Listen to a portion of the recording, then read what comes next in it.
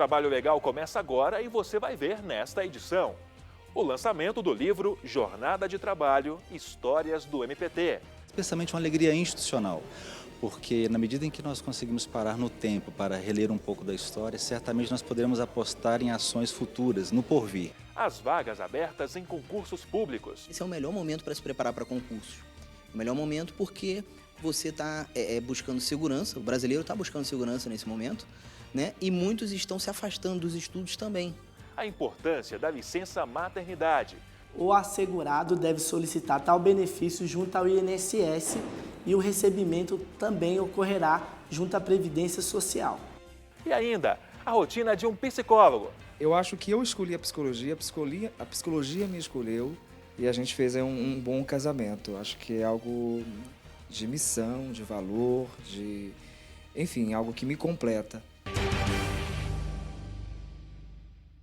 Olá, seja bem-vindo ao Trabalho Legal, programa do Ministério Público do Trabalho em parceria com a Associação Nacional dos Procuradores do Trabalho. Relatos de quem fez ou faz a história do Ministério Público do Trabalho estão agora reunidos em um livro que, além de trazer um panorama histórico, busca contribuir para o futuro da instituição. Mais de 25 anos de histórias contadas nas cerca de 200 páginas do livro Jornada de Trabalho, Histórias do MPT. E nós sempre tivemos, não é isso, irmã? Muita fé e muita ternura para dirigir essa instituição. E não se faz isso sozinho. Graças a Deus, nós tivemos a participação de muitos colaboradores, muitos. Membros do Ministério Público do Trabalho, servidores do Ministério Público do Trabalho. Para o organizador do livro, as histórias da instituição não podem cair no esquecimento. Ele acredita que o passado é uma ferramenta de aprendizado para o futuro. É uma alegria pessoal, eu agradeço a Deus muito por isso, a todos os servidores e procuradores que contribuíram, mas especialmente uma alegria institucional, porque na medida em que nós conseguimos parar no tempo para reler um pouco da história, certamente nós poderemos apostar em ações futuras, no porvir. Nós sempre temos muito a aprender do passado.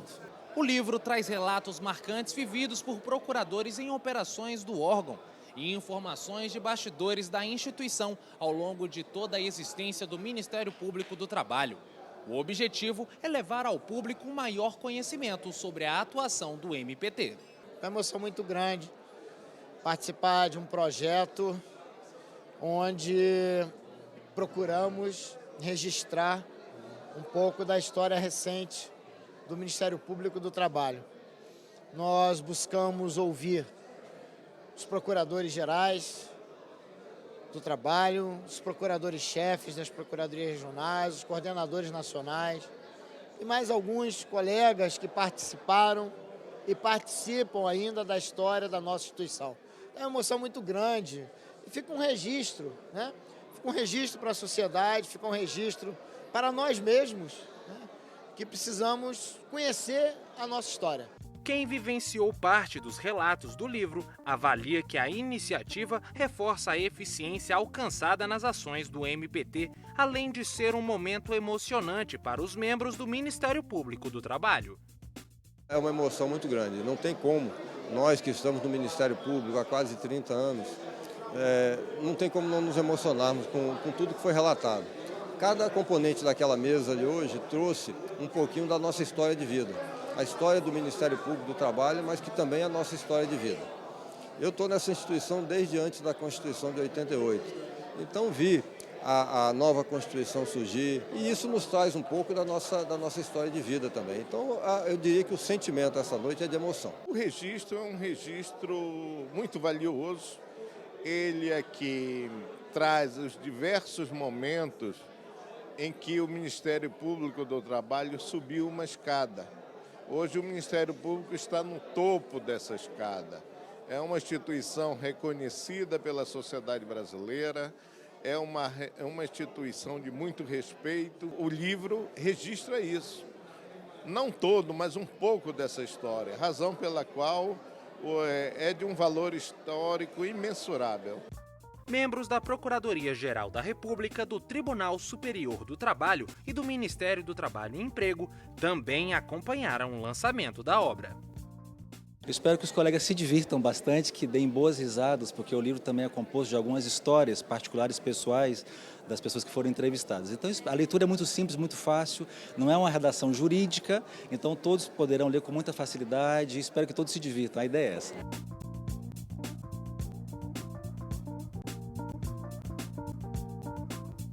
E você vai ver depois do intervalo as vagas abertas em concursos públicos. O intervalo é rapidinho, vale a pena esperar.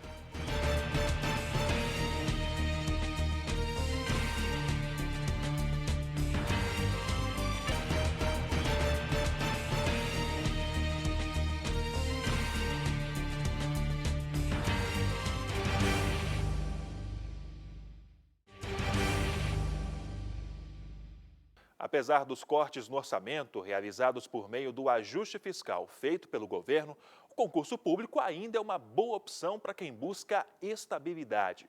Veja agora as principais vagas abertas em todo o país.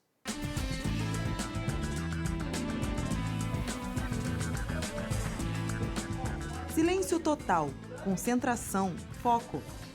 É assim que esses alunos buscam a tão sonhada estabilidade no mercado de trabalho. Este publicitário sonha com o serviço público há mais de 10 anos. Eu estudo praticamente desde que eu terminei o ensino médio, desde 2004, mas agora que eu comecei a me engajar mais, até para trazer um investimento melhor para mim e para minha família. A dedicação não tem sexo, idade ou profissão. Eu estudo de 3 a 4 horas por dia. Olha, eu acordo, deixo minha filha no colégio, aí começo a estudar pela internet exercícios, né? À tarde eu venho assistir aulas e, por enquanto, assim. De manhã eu faço curso superior, né, na universidade.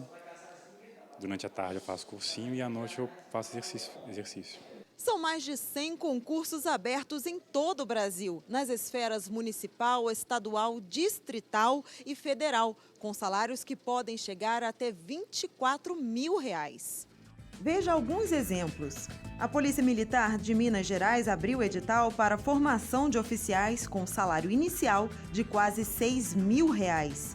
No Mato Grosso do Sul, há 9 oportunidades na MS Gás. O Ministério da Justiça oferece até 26 de julho salários que ultrapassam R$8 mil.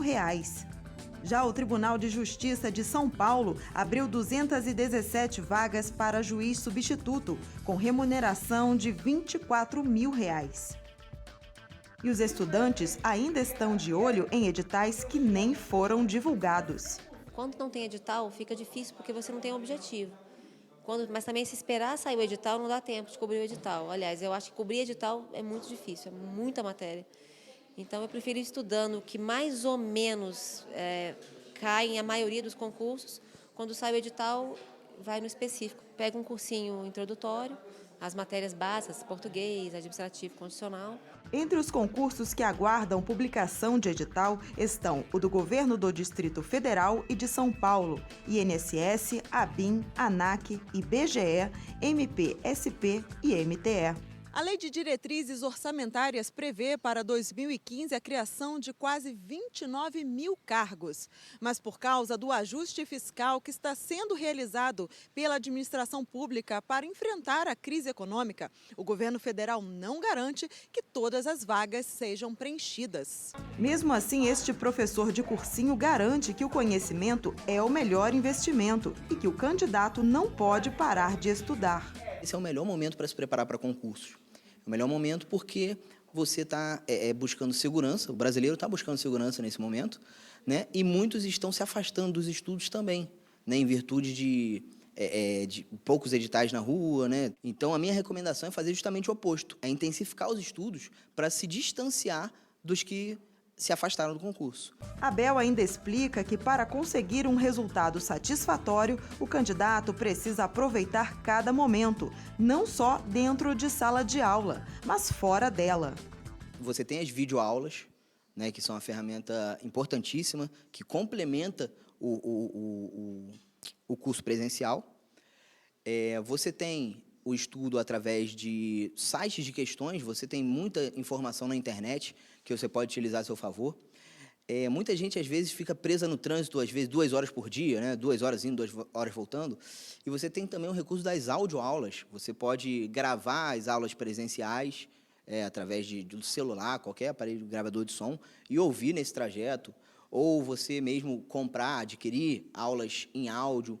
Então, são muitas maneiras de você aproveitar o tempo que, em tese, seria perdido. O período em que mãe e bebê recém-nascido passam juntos é fundamental para o desenvolvimento da criança, segundo especialistas da área médica. Para que essa fase tão importante não seja interrompida, a legislação garante à mulher que contribui com a Previdência Social a licença maternidade. A licença maternidade é um direito previsto na CLT e na Constituição Federal que garante afastamento da trabalhadora durante 120 dias, recebendo salário. O valor mensal do benefício é igual à última remuneração da empregada. Mas quando a mulher tem variações no salário, seja por causa de gratificações, horas extras, comissões, porcentagens ou abonos, o valor que ela receberá será o resultado da soma dos 6 últimos salários dividido por 6. A regra também vale para quem contribui de forma individual com a Previdência Social, também em casos de adoção, morte do bebê e de aborto não criminoso. Mas e quem contribuiu e ficou desempregada há pouco tempo? Não, desempregada não. Ela estando desempregada, ela não tem, porque ela vai ter licença de quê? Se ela não tem emprego, né? Com certeza. Ela já trabalha muito, né? Eu acho que sim. Eu acho que ser desempregada, ela não tem direito dessa maternidade, sabe? Desempregada é impossível, eu acho. A empregada desligada da empresa, ela tem direito ao benefício do salário maternidade até o prazo de 12 meses, considerando a última contribuição previdenciária, ou seja, o último mês do contrato de trabalho. Desse modo, ela tendo o parto nesse prazo de 12 meses, ela pode solicitar junto ao INSS o direito à licença maternidade que é garantido por lei. Caso a mulher queira se afastar do trabalho antes do parto, ela pode dar entrada na licença maternidade até 28 dias antes. Mas se preferir continuar trabalhando até a chegada do bebê, ela também tem direito de ser afastada até 2 semanas antes e assim adiar a entrada no benefício. Para isso, ela tem que ter um atestado médico que comprove que ela não tem condições de continuar trabalhando durante o período. E foi exatamente o que aconteceu com a Vanessa, que decidiu deixar os 120 dias para curtir e cuidar exclusivamente da pequena Carol. Vanessa, conta pra gente como é que foi essa sua experiência. Eu gostaria de ter trabalhado até o final da gravidez, mas por um problema de saúde, eu tive infecção de urina, o médico antecipou e me deu um atestado médico de 11 dias para evitar que ela nascesse prematuro. E assim eu dei a entrada no trabalho e comecei o atestado e logo após eu dei a entrada na licença, que foi quando ela nasceu. O assegurado deve solicitar tal benefício junto ao INSS e o recebimento também ocorrerá junto à Previdência Social. O pedido também pode ser feito pela internet, mas quando a beneficiária trabalha com carteira assinada, como é o caso da Vanessa, a própria empresa pode resolver tudo. No dia que ela nasceu, o médico deu a licença médica para dar entrada na licença maternidade. Meu marido pegou, levou na empresa e começou.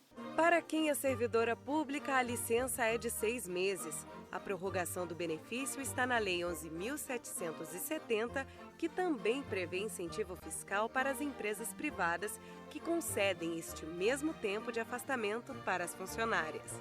Após o parto, a mulher tem uma estabilidade no emprego durante 5 meses. Eu acho que é essencial. Isso não pode faltar, tem que ter. Eu acho que a licença maternidade é importante porque, assim, quando a mulher engravida, ela tem que ter um seguro, porque é difícil você ter um filho hoje em dia no jeito que está o Brasil.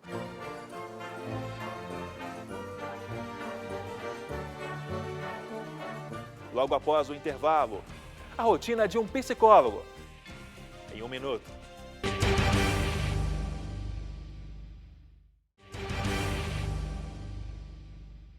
Trabalho Legal de volta e, após mostrarmos nas últimas edições parte da rotina de uma psiquiatra, recebemos várias sugestões para acompanhar também o trabalho de um psicólogo.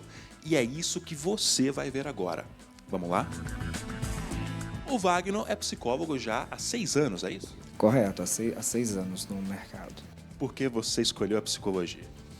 Olha, eu acho que eu escolhi a psicologia me escolheu e a gente fez aí um bom casamento. Acho que é algo de missão, de valor, enfim, algo que me completa. O desejo de ser psicólogo veio mais na juventude, adolescência, ali no colegial e tal, que eu comecei a estudar a respeito e tal, né? E aí eu me aprofundei um pouco melhor no assunto e acabei vindo para a psicologia. Quais são as suas áreas de atuação? Porque existem alguns ramos dentro da psicologia, né? A psicologia, hoje, ela tem uma gama de atuação assim, muito variada. Tem a parte clínica, organizacional, tem a jurídica. A minha atuação ela é na clínica e na organizacional. Eu sou um psicólogo clínico, organizacional e organizacional. Esse aqui, então, é o seu espaço de trabalho, né? Exatamente, Rafael. Meu espaço de trabalho, onde eu recebo aqui meus clientes, pacientes, né? Geralmente, o paciente senta aqui onde eu estou. Pode ser dessa forma e também a gente pode mudar, depende da luz que tem no espaço, né? A gente tem aqui uma janela aqui bem arejada, então às vezes a gente faz alguma mudança. Mas geralmente é esse contato aqui, é de frente com o cliente. As pessoas confundem muito a psicologia com a psiquiatria? Existe uma confusão, sim. Antes do cliente chegar até a gente, né? Ou chegar até o psiquiatra, existe uma confusão, vamos dizer assim, né? Porque eles acham que todos eles tratarão das questões da mesma forma. E é diferente, né? O olhar do psiquiatra é um olhar mais do organismo, do biológico. E o psicólogo, o olhar dele, o trabalho dele é em cima das interações, né, desse organismo com o ambiente. Então as pessoas confundem um pouco. E a intervenção também dos dois é bem diferente, né? A intervenção do psiquiatra ela é mais medicamentosa e a do psicólogo ela é psicoeducativa. Então as pessoas às vezes têm essa confusão e tal, e às vezes deixam de vir até um dos dois por causa dessa dúvida, por causa dessa questão. Há mitos e preconceitos também, né? A psicóloga é para quem tem problema mental. Não é bem assim, né? Ou é? Olha, o psicólogo ele atende desde pessoas que tenham transtornos psiquiátricos, né? Até pessoas que não estejam satisfeitos com a sua vida, com o seu relacionamento, por exemplo, né? Suas questões aí de relação com o mundo, com ela mesma e tal. Então não é só as pessoas que têm realmente transtorno aí psiquiátrico, como depressão, síndrome do pânico, esquizofrenia, né? Também é um mito aí que as pessoas têm. As pessoas confundem muito, às vezes, antes de vir até o psicólogo e ter essa conversa, e acham, por exemplo, que o psicólogo tem um trabalho parecido com um amigo que escuta, com um pastor ou com um padre que vai dar um conselho e tal. E, na verdade, embora essas falas sejam terapêuticas, não são terapia, né? Essas pessoas não têm as ferramentas técnicas que o psicólogo tem para poder dar essa ajuda para o cliente, para esse paciente, né? O que mais trazem as pessoas aqui ao consultório? Olha, a gente tem várias demandas, né? Hoje, a maioria das pessoas que chegam no consultório, elas já vêm com uma queixa já pré-definida, com base no que elas conhecem, né, de sofrimento psíquico, elas vêm com uma demanda de depressão, né? A maioria delas falam que estão depressivas e tudo mais. Quando a gente faz o trabalho com elas, faz a entrevista inicial e a anamnese, a gente descobre que muitas delas, sim, se confirma esse quadro, mas tem outras questões, né? E aí a gente vai trabalhando isso na medida que a demanda vai surgindo, mas vem para o consultório uma demanda maior nesse sentido. E os problemas que ocorrem no trabalho são os grandes causadores da depressão? Rafael, são sim causadores da depressão, mas não são só causadores. Muitas questões no trabalho são impulsionadores. É um momento de estresse que se passa, um conflito que tem lá no trabalho, enfim. Existem outras doenças também, além da depressão, no trabalho, né? Como, por exemplo, a síndrome de Burnout. A pessoa tem uma dificuldade muito grande de ir para o trabalho, de usar o uniforme da empresa, de se relacionar com os colegas ali de trabalho. Às vezes ela não entende muito bem o que está acontecendo e pode, por exemplo, imaginar que seja uma depressão. E, na verdade, é uma outra questão. Por isso que é importante procurar um profissional da área para que a gente possa, de repente, se ajudar, né? ajudar essa pessoa a superar esses desafios. Todos eles são tratáveis. Aqui no seu consultório, a ferramenta de trabalho é basicamente a conversa? Olha, o psicólogo dispõe de uma infinidade de ferramentas, né, interventivas que a gente chama. Existe testes que a gente pode utilizar, existe dinâmica que a gente pode também fazer. Então, as ferramentas dependem muito da linha de estudo desse profissional. E aí existe a psicanálise, existe a comportamental, enfim, uma gama bem grande, bem vasta de linhas de trabalho que o Conselho Regional de Psicologia aceita, permite e tal, né? Como é a formação, a preparação para se tornar um psicólogo?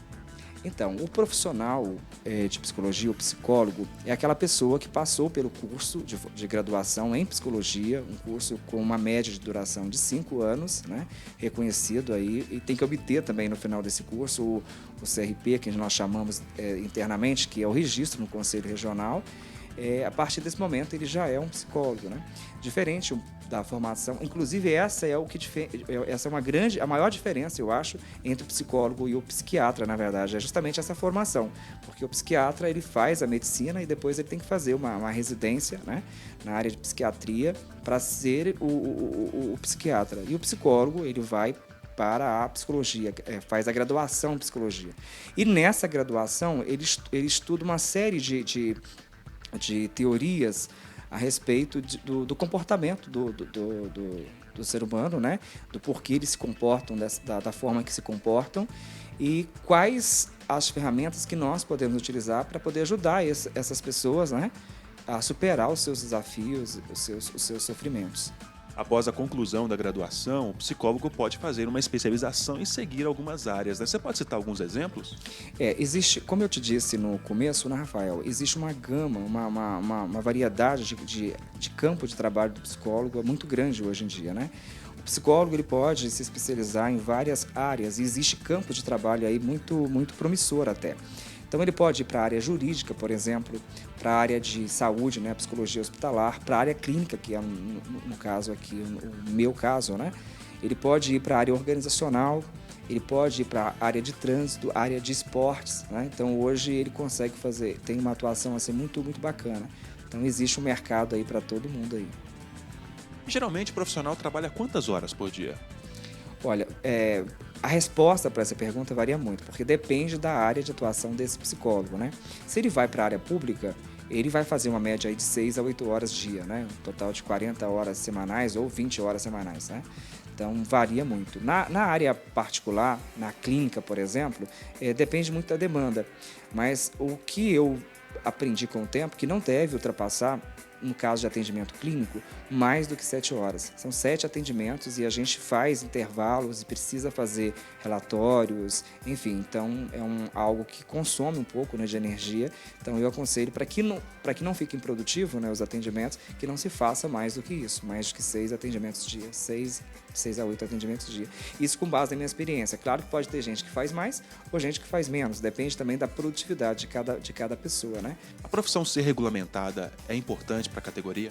Extremamente importante. Hoje a gente tem um conselho de psicologia atuante, eles produzem muito conhecimento, dá suporte para o psicólogo, né? Então, todas as vezes que eu precisei entrar em contato com o Conselho Regional, eu fui muito bem atendido. Então, quando as pessoas têm dúvida a respeito de um psicólogo, por exemplo, se elas ligarem no Conselho ou acessarem o site, elas vão ter as informações que elas precisam a respeito desse profissional.